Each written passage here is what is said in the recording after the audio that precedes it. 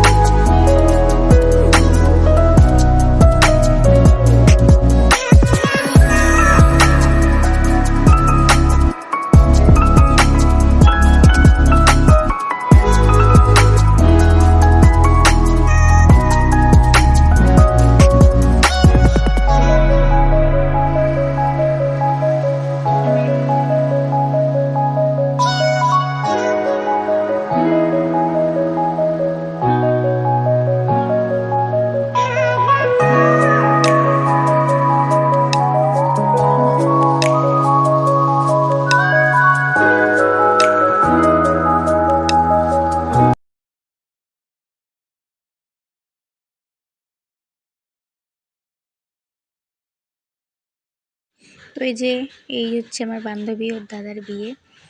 তো চলো।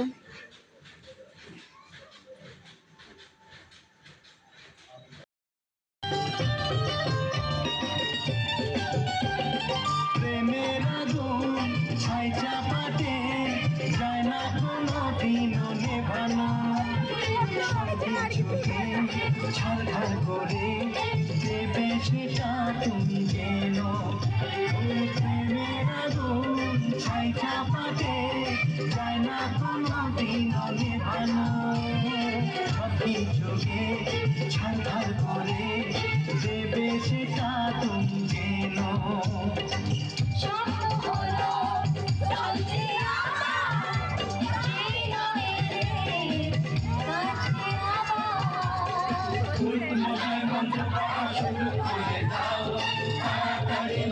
নিয়ে ফিরিতে বসাও ও পুরুষ মশাই মন্ত্র পড়া শুরু করে দাও তাড়াতাড়ি বলকে নিয়ে ফিরিতে বসাও তোমায় চলে নিয়ে যাব যখন ভালোবেসেছি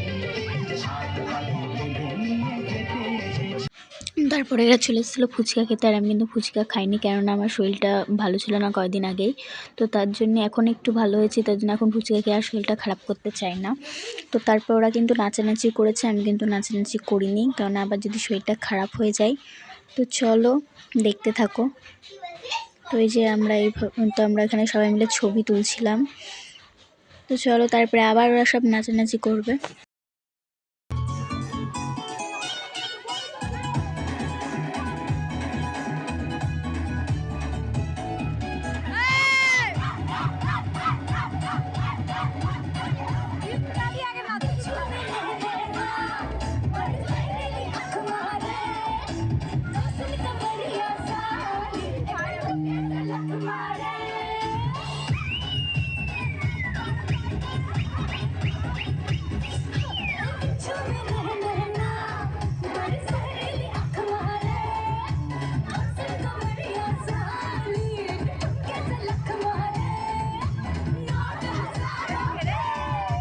তো ওই যে আমরা খেতে বসে পড়েছি, এক্ষুনি আমরা বাড়ি যাবো। তো চলো আজ এই ভিডিওটা এই পর্যন্তই।